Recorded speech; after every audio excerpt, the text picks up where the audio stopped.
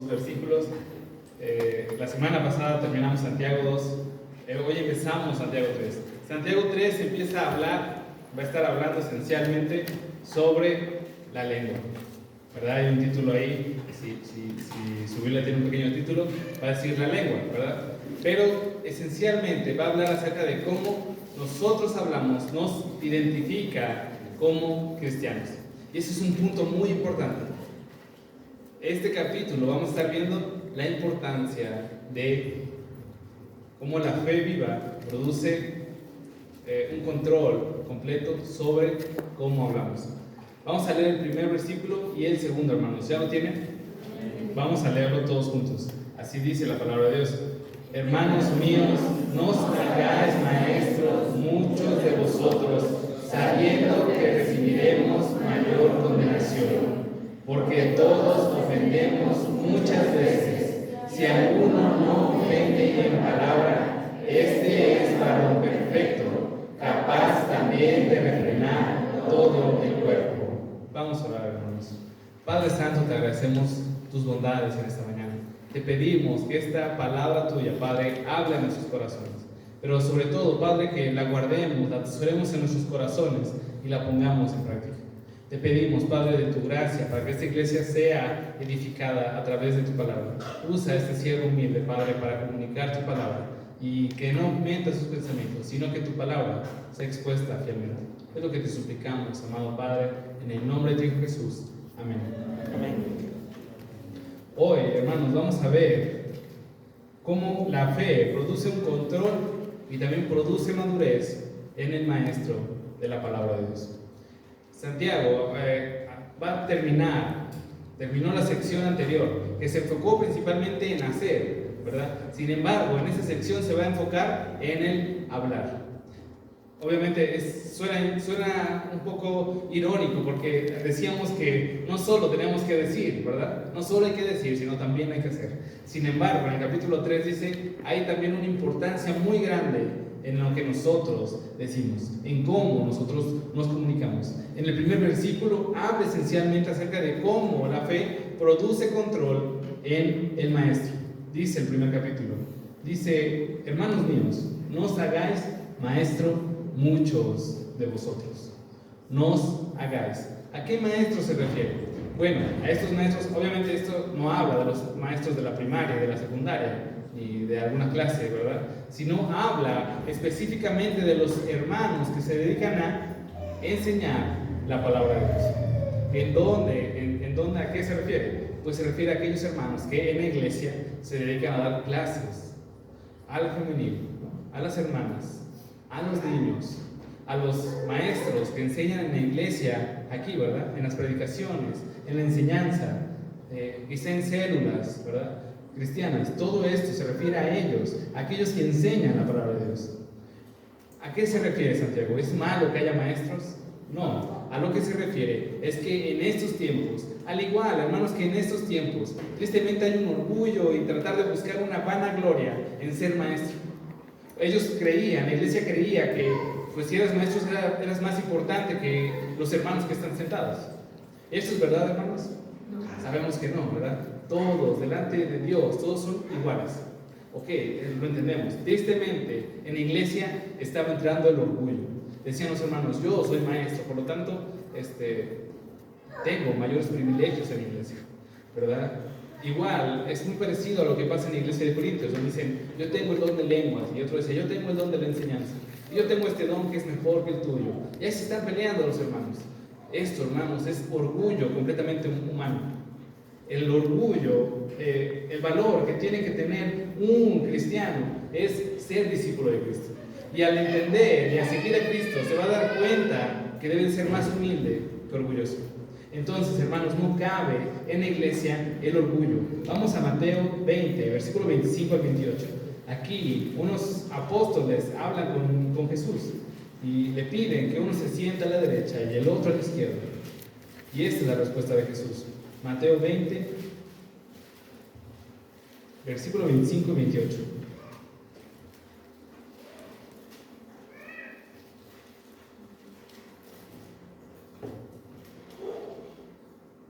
Dice, entonces Jesús, llamándolos, dijo, Sabéis que los gobernantes de las naciones se enseñorean de ellas, y los que son grandes ejercen sobre ellas potestad. Mas entre vosotros no será así, sino que el que quiera hacerse grande entre vosotros será vuestro servidor, y el que quiera ser el primero entre vosotros será vuestro siervo.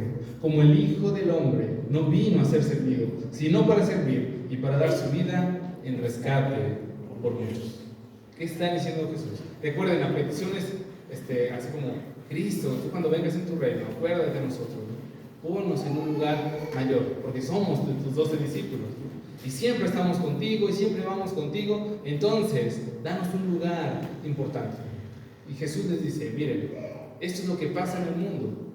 Los que tienen un poco de poder se transforman, ¿verdad? Y de repente se hacen autoritarios. Dice: sin embargo, en el reino de los cielos, en la iglesia de Cristo, dice: el que quiera ser mayor, humíllese más. El que quiera ser servido debe de entender que va a servir a más. Aquí, hermanos, en la iglesia, nadie viene a ser servido. Gracias a Dios, unos a otros nos edificamos.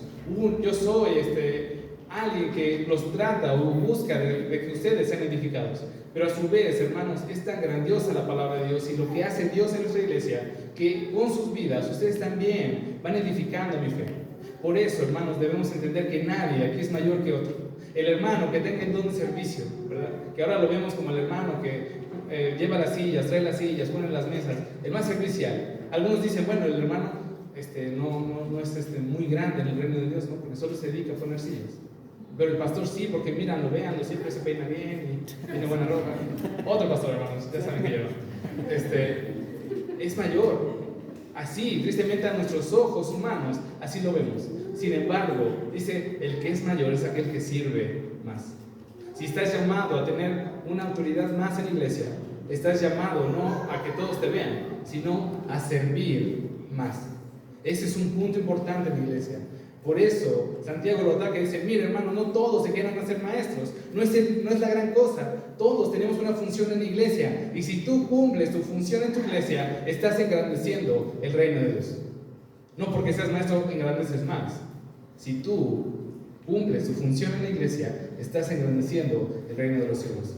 No metamos cosas equivocadas a nuestra iglesia. No permitamos que el orgullo entre a nuestra iglesia. Ser diácono no trae más autoridad. Bueno, no trae más honra, no trae más gloria. De hecho, trae más servicio. Ya nuestros hermanos ya saben que los sábados tienen que desapartar sus agendas, ¿verdad? Porque vamos a visitar. Y gracias a Dios por sus vidas, porque han entendido que son puestos diáconos para servir a la iglesia. Así como cada uno de nosotros tenemos que servir a cada uno de nuestros hermanos. ¿Qué significa Santiago? Dice, lo que quiere decir entonces Santiago, si dice: no se hagan muchos de ustedes maestros, ¿se refiere a que solo el pastor debe de dar las clases, hermano? ¿A qué se refiere? No, si no caeríamos en otro problema. El pastor es el todólogo, es el que hace, el que enseña a los niños, es el que enseña a las mujeres, a los varones, a los jóvenes, y también en la iglesia. Está bien, si lo puede hacer, qué bueno. Sin embargo, Dios ha suplido dones. Siempre hay una necesidad grande en la iglesia de que las personas conozcan más a Dios.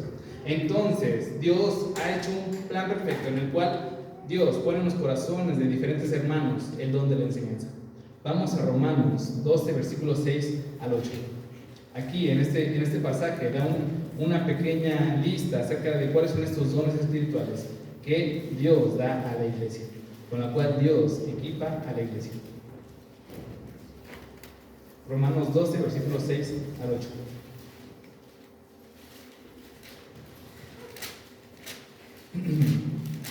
Aquí Pablo está hablando acerca de la edificación como iglesia. Entonces dice: de manera que, teniendo diferentes dones según la gracia que nos es dada, si el de profecía, úsese conforme a la medida de la fe, o si de servicio, en servir, o el que enseña, en la enseñanza, el que exhorta, en la exhortación, y el que reparte, con liberalidad, el que preside, con solicitud, y el que hace misericordia, con alegría. Esto, hermanos, cada iglesia lo tiene. Cada iglesia Dios ha puesto en los corazones de los hermanos estos dones. Hay un hermano que se dedica a enseñar, y obviamente el pastor uno de los requisitos para el pastor es que tenga el don de la enseñanza. Pero no solo el pastor tiene el don de la enseñanza. Hay hermanos, si ustedes lo ven en sus departamentos, como hay hermanos que tienen el don de la enseñanza. Hay hermanas en el femenil que se dedican a dar estudios, ¿verdad? Hay hermanos en los jóvenes, gracias a Dios, que enseñan a los jóvenes. Pero esto es porque Dios ha puesto esto en la iglesia para que sea edificada. Pero no solo el don de la enseñanza es el único en el cual se puede servir, ¿verdad? Dice ahí, hay un don de profecía, hay un don de servicio. Dice el que tenga el don de servicio, pues simplemente sirva, ayuda a los hermanos, a los demás hermanos. El que enseña, que enseñe. El que exhortar, recuerda hermano, no solo es jalar las orejas, es una parte. Pero exhortar también tiene que ver con animar. Aquellos hermanos que se empiezan a enfriar un poco, hay unos hermanos que Dios ha puesto en su corazón el don de la exhortación, que los hace animarse. Hermanos, debe de poner su fe en Jesús para sobrellevar esos sufrimientos, pero regrese a la iglesia, ¿verdad? La exhortación es un punto importante. Dice que reparte, hay un don de presidencia, hay un don de dar con amor, y hay un don de la misericordia. Dice, y el que tenga el don de la misericordia, dice, hágalo con alegría. Todos estamos llamados en cierto punto de nuestra vida a hacer todo esto. Sin embargo, el que un hermano tenga un don, habla que lo va a hacer con mayor denuedo, con mayor frecuencia y también mejor, un poquito o mejor. Entonces, Dios ha puesto esto en los corazones en su iglesia, para que cada iglesia pueda ser edificada. Y hay un ejemplo muy simple en la palabra de Dios. Vamos a Tito, capítulo 2, versículo 3. Aquí, este epístola de Tito es una epístola llamada pastoral. Pablo escribe a un joven pastor en una iglesia que se encuentra en Creta, en una región que se llama Creta, y dice, mira, tienes que hacer esto en la iglesia y esto y esto. Y entonces, en esa lista de instrucciones que tiene que hacer el pastor, dice, a las hermanas tienen una función muy importante. Y esto se encuentra en Tito, capítulo 2, versículo 3. Dice, las ancianas, asimismo, sean reverentes en su porte, no calumniadoras, no esclavas del vino, sino todo lo contrario. ¿Qué tienen que ser? Maestras del bien. Deben de ser maestras del bien. ¿Quiénes son las ancianas? Pues lo podemos entender como las hermanas más maduras de la iglesia. No está hablando de edad, recuerden, ¿no? Hay un punto, sí, una relación entre hermanas que han vivido su fe en Cristo muchos años y son más maduras, pues por lo general son hermanas más grandes. Pero Pablo está hablando de hermanas maduras espiritualmente. Dice, ¿qué tienen que ser las hermanas maduras en la iglesia? Dice, deben de ser maestras del bien. ¿Qué deben de enseñar? Bueno, son maestras del bien, ¿qué deben de enseñar? Dice el versículo 4, que enseñen a las mujeres jóvenes a amar a sus maridos, a sus hijos, a ser prudentes, castas, cuidadosas de su casa, buenas, sujetas a sus maridos, para que la palabra de Dios no sea blasfemada. Ahora podemos entender un poco cuál es el trabajo de las hermanas maduras espiritualmente en la iglesia, que enseñen a quiénes, a las más jóvenes. Y hay una lista de cosas que le deben enseñar, ¿verdad? Dice, ¿para qué? Para que la palabra de Dios no sea blasfemada. ¿Qué significa eso? Significa que cuando hagan una exposición, ¿no? Estamos aquí en la iglesia y dicen, o una persona que no es de la iglesia, alguien que es aquí de la comunidad, dice, esta hermana es de la iglesia de Benecer. Miren cómo se porta. ¿Qué significa? La palabra de Dios está siendo blasfemada. Dice, ¿no Dios es poderoso para cambiar los corazones? Pues esta persona desde que la conozco es cristiana, pero se porta igual que alguien que no es cristiano. Entonces dice Pablo, que no pase eso en la iglesia. Hay una necesidad en la iglesia para que la iglesia sea edificada y la palabra de Dios y su iglesia no sea blasfemada. Por eso Dios ha puesto maestros, para que nosotros vayamos creciendo y madurando en fe y la palabra de Dios sea exaltada. Eso es un punto muy importante. Eso es un ejemplo en el cual nos podemos ver. Entonces dice Santiago, no se hagan muchos de ustedes maestros. Hay una necesidad de la iglesia, siempre va a haber una necesidad de la iglesia de enseñar. Pero, no sé si ustedes se acuerdan de un pasaje que dice, ustedes ya deberían de ser maestros. ¿Qué pasa aquí? ¿No? Santiago dice, no se hagan muchos de ustedes maestros. Y otro hermano en otra epístola dice, ustedes ya deberían de ser maestros enseñando a otros. ¿Qué pasa? Vamos a este pasaje, hermanos. Vamos a Hebreos 5, versículo 12. Está adelante de Tito. Hebreos 5, versículo 12.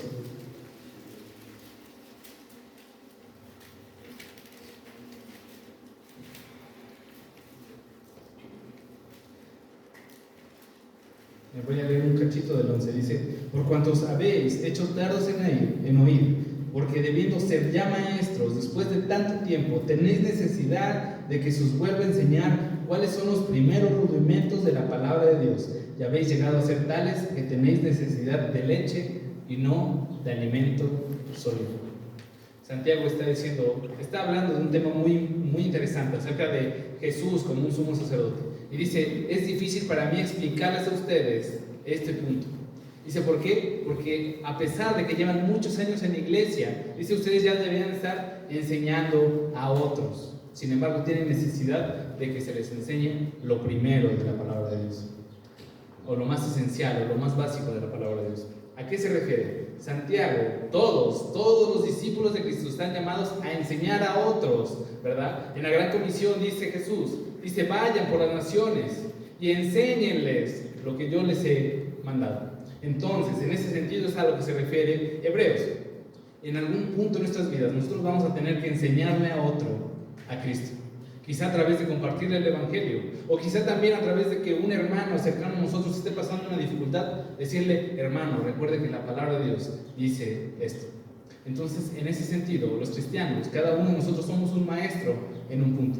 Pero a lo que se refiere Santiago, a lo que está hablando Santiago, es hacer un maestro aquí en la iglesia, alguien que enseñe a toda la congregación, ¿verdad? Entonces, no es que se contradigan los pasajes, sino que ambos están abordando un punto diferente de ser maestro. Uno habla de ser el maestro aquí en la iglesia y otro habla de ser un maestro en la vida diaria. ¿Ok? No es que se contradigan los pasajes.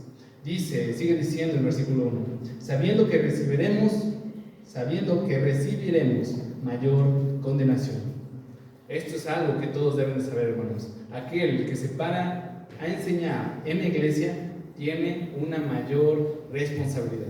Por eso dice: ya todos saben, todo hermano, todo maestro que enseña en la iglesia sabe o debe de entender que hay una responsabilidad grande. Dice: recibiremos. Habla de algo confirmado, que algo que va a pasar en el futuro. Sin embargo, es interesante que Santiago se incluye. Dice: todos recibiremos, ¿no? Todos los maestros, así como el pastor, así como el maestro de escuela dominical, así como las maestras de los niños, todos recibiremos mayor condenación. ¿A qué se refiere? Es muy probable que Santiago tenga en su vista el juicio en el tribunal de Cristo. Vamos a Romanos 14, versículo 12. Romanos 14, versículo 12.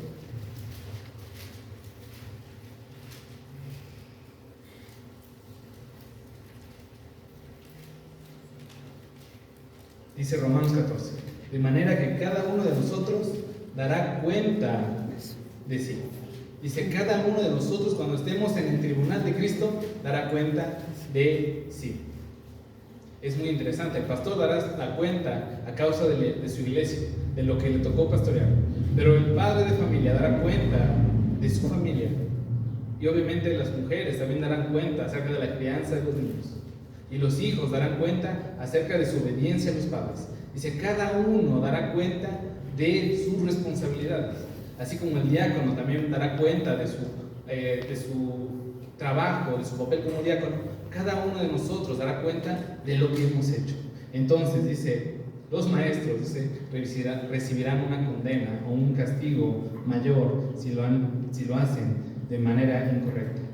¿Por qué pueden recibir una condenación mayor?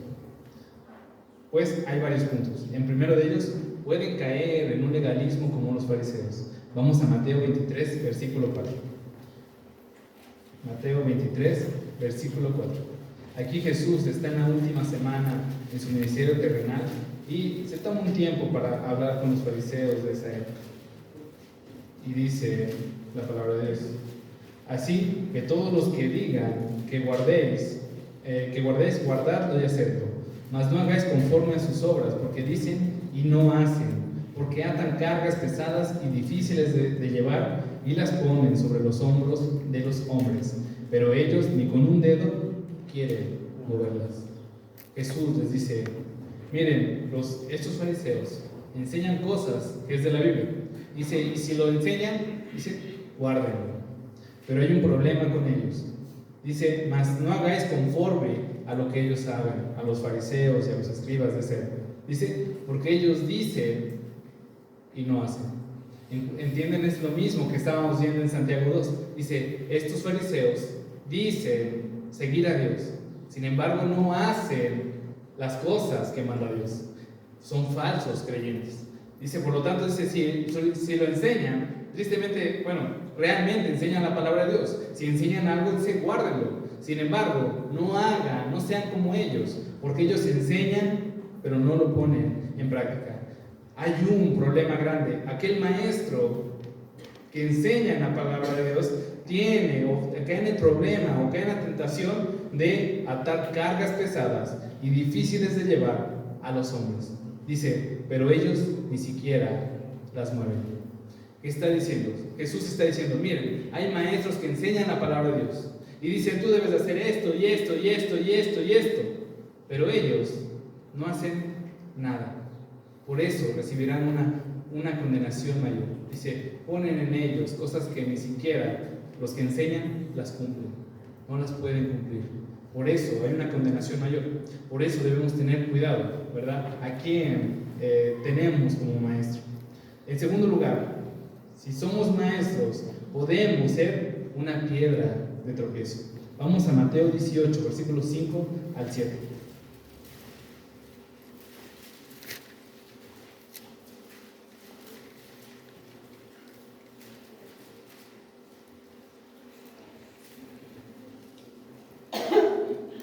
Un maestro puede ser piedra de tropiezo. Dice, cualquiera que reciba en mi nombre a un niño como este, a mí me recibe. Y cualquiera que haga tropezar a alguno de estos pequeños que creen en mí, mejor le fuera que se colgase al cuello una piedra de molino de asno y se hundiese en lo profundo del mar. Ay del mundo por los tropiezos, porque es necesario que vengan tropiezos. Pero ay del hombre que viene, ay del hombre por quien viene el tropiezo. ¿A qué se refiere ser una piedra de tropiezo? Y hermanos, en ese sentido, cualquiera de nosotros puede ser una piedra de tropiezo para algún hermano. ¿A qué se refiere ser una piedra de tropiezo? Recuerden que nosotros hablamos, ¿verdad, en Pedro, de que somos unas piedras vivas, ¿verdad? Que somos ese templo que acerca a las personas a Dios. Sin embargo, a lo que se refiere aquí es hacer lo contrario. En lugar de acercarlo a Dios, nosotros lo alejamos de Dios. En ese sentido, cada uno de nosotros puede ser una piedra de tropiezo, ¿no? Quizá en nuestro testimonio nosotros podemos ser una piedra de tropiezo para nuestros vecinos, para aquellos que nos conocen.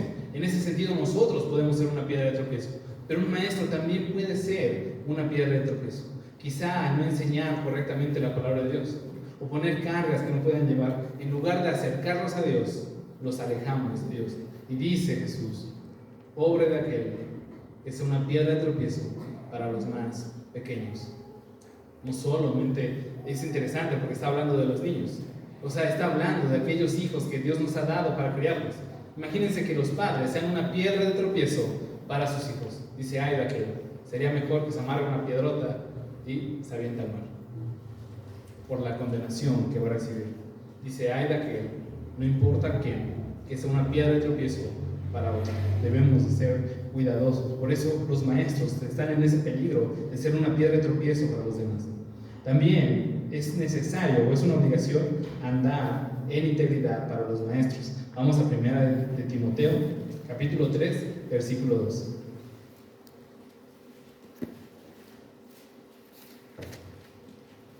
Aquí está hablando Pablo acerca de los requisitos del pastor, del maestro, ¿verdad?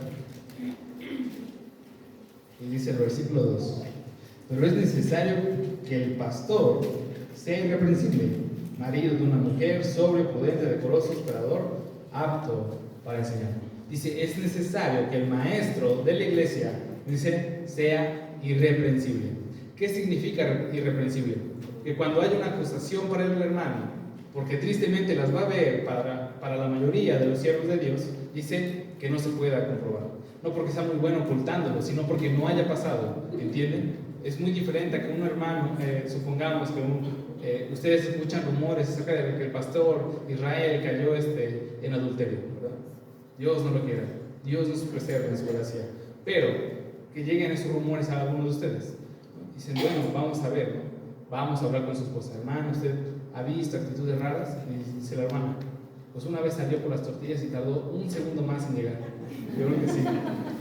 No es cierto, ¿verdad? Va a decir la hermana, bueno, pues es que yo he estado con él todo el tiempo y no creo, no es posible, ¿no?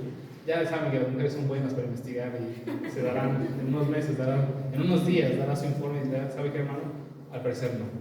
Entonces, va a haber acusaciones para estos maestros. Sin embargo, debe ser irreprochable. ¿Por qué? Porque anda en integridad. Porque lo que dice, porque lo que enseña a la iglesia, lo está poniendo en práctica.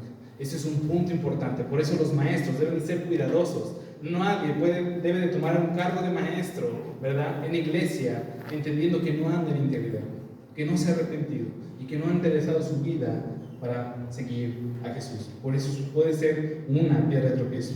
Y simplemente porque la palabra de Dios dice que aquellos falsos maestros tendrán una condenación grande. Vamos a 2 de Pedro, capítulo 2, versículo 1.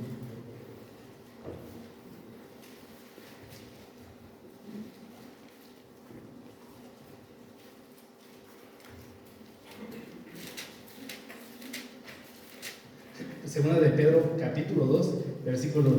Dice, pero hubo también falsos profetas entre el pueblo. ¿Cómo habrá entre vosotros falsos maestros? ¿Cómo habrá entre vosotros falsos maestros que introducirán encubiertamente herejías destructoras y que negarán al Señor que los rescató, atrayendo sobre sí mismos destrucción repentina? Dice, así como en el Antiguo Testamento se levantaron falsos profetas. Hay una historia de un profeta que tiene una misión y Dios le dice, mira, no tomes agua ni comas en ese lugar, ¿no?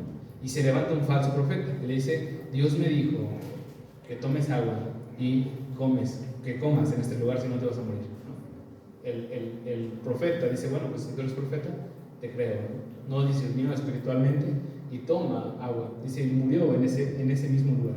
Así como esa historia, hay muchas historias en el Antiguo Testamento que hay personas que se levantan diciendo que vienen de parte de Dios.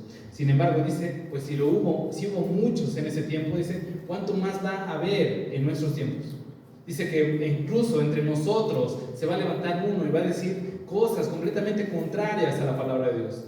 Dice, sin embargo, debe entender que aquellas personas, dice, incluso van a llegar a negar al Señor que los rescató. Pero para estas personas, dice, traen destrucción para sí mismos.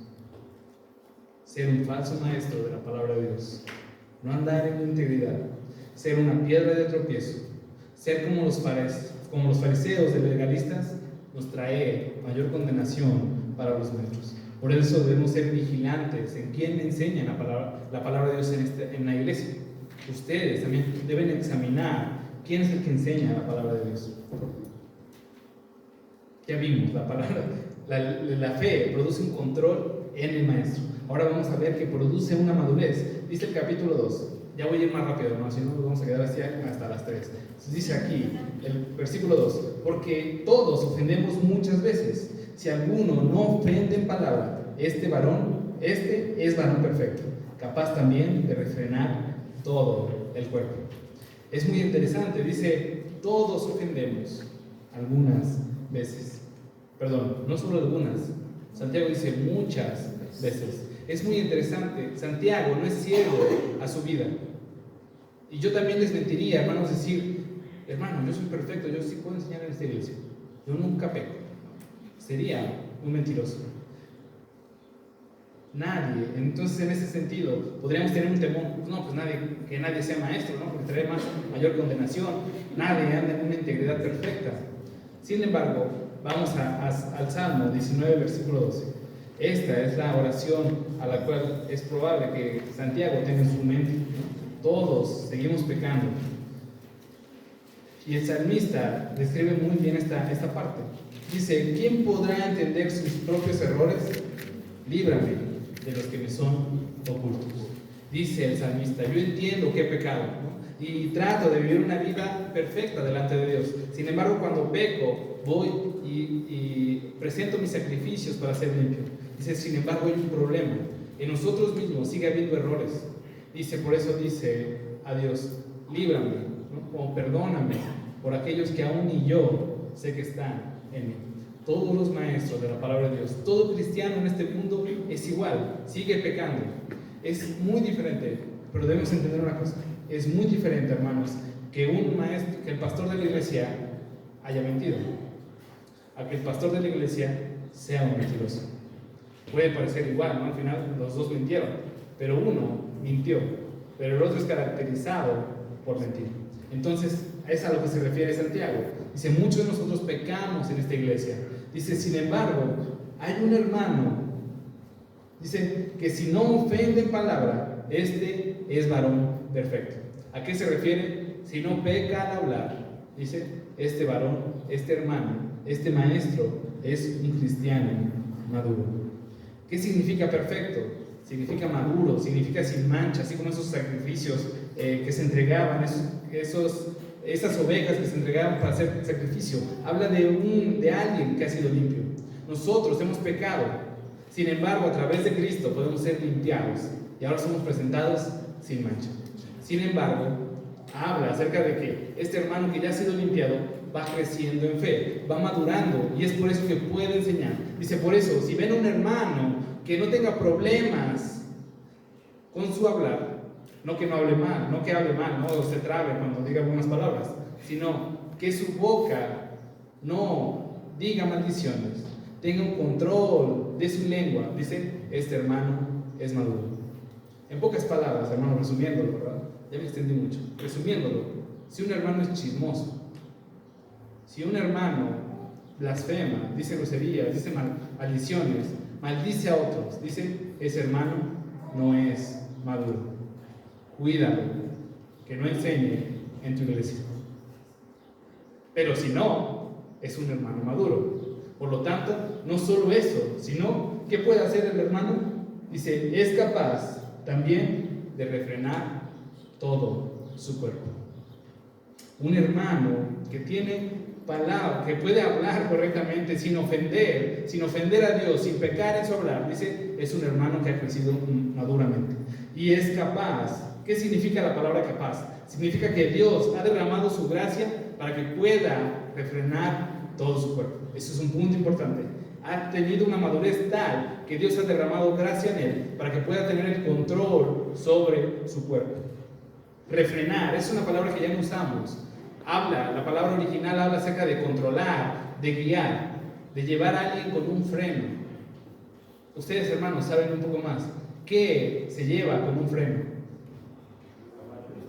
Los caballos, ¿verdad? Es lo que dice un hermano que tiene un control sobre su lengua, dice, puede controlar todo su cuerpo como un caballo. Cuando se va de más, dice, lo jala y lo frena. Pero cuando se empieza a desviar, lo va dirigiendo bien. ¿Entienden? Dice, un hermano que habla sin ofender, sin pecar, es capaz de controlar, de guiar, de llevar con freno todo su cuerpo. ¿Qué significa, hermano? ¿Que jamás va a pecar? Lo que podemos entender de esta palabra es lo que Santiago está diciendo es, miren, si es capaz de controlar su hablar, es capaz de controlar su personalidad. Es muy interesante. Uno de los atributos, uno de los frutos del Espíritu es tener dominio propio. Un cristiano que va madurando, un cristiano que madura, es capaz no solo de controlar su lengua. Y más adelante veremos que dice, esto es imposible para los hombres. Pero los cristianos, a través de la gracia de Dios, podemos controlar nuestra lengua, nuestros chismes, nuestras mentiras, nuestras ofensas a las personas, nuestras blasfemias contra Dios. Un cristiano maduro lo puede hacer. Y puede no solo eso, sino tener dominio sobre sí mismo. Jamás se va a exaltar de manera equivocada. Jamás va a mostrar ira, jamás va a mostrar odio, porque puede controlar su personalidad. Entonces, resumiendo lo que hemos visto, de verdad que es mucho. Dios da la gracia a los hombres. Hay una necesidad en la iglesia de que siempre se enseñe la palabra de Dios, que cada uno de nosotros conozcamos más a Dios, pero también nos enseñen a cómo podemos andar como Jesús anduvo. Hay otro punto. Dios derrama su gracia para que nosotros y aquellos que estén aquí, hermanos, tengan una advertencia de que recibirán mayor condenación si hacen el trabajo equivocadamente, por razones equivocadas, por orgullo, pero también por ser piedra de tropiezos a otros. Por eso es importante que nosotros veamos quién enseña en nuestra iglesia. Y en otro lado, un hermano puede ser maestro si es capaz de refrenar todo su cuerpo, toda su personalidad, si tiene dominio propio de sí. ¿Por qué? Porque ha mostrado madurez. Y es necesario para que podamos ser guiados nosotros en integridad. Una iglesia que anda bien, a través de los líderes, a través de los maestros, pero también como una iglesia global en la cual Dios va derramando su gracia en cada uno de nosotros, que nos enseña a ser más como Él, que nos enseña a ser santos como Él es santo. Por eso, hermanos, oremos por nuestros pastores, oremos por nuestros maestros, porque Dios siga haciendo la obra en sus corazones y sigan caminando irreprochablemente. Vamos a orar, mis amados hermanos, para terminar. Padre Santo, te exaltamos por tus bondades, por tu misericordia. Y en esta mañana, Padre, te exaltamos por tu gracia, porque tú la has derramado en tu iglesia, porque tú has levantado maestros en esta iglesia. Y te pedimos, Padre, que tú les des la sabiduría necesaria para enseñar tu palabra correctamente. Que cada uno de los maestros en esta iglesia, Padre, puedan ser unas piedras que acercan más a las personas a tu presencia. Y no esas piedras de tropiezo que alejan a nuestros hermanos. Pero también, Padre, pedimos tu gracia para que cada uno de nosotros seamos esas piedras agradables delante de ti. Que enseñen tus virtudes, Padre, que acerquen a las personas, que les compartan el Evangelio, que cada uno seamos maestros en enseñar las enseñanzas de Jesús. Te pedimos, Padre, de tu gracia, porque sabemos que solos y alejados de ti nada podemos hacer. Pero sabemos, Padre, como hemos cantado esta mañana, que si tú estás con nosotros, Padre, nada podrá pararnos. Pedimos de tu gracia, de tu guía, amado Padre, en el nombre de tu Hijo Jesús. Amén. Amén. Pueden tomar sus lugares, hermanos. Dios les bendiga.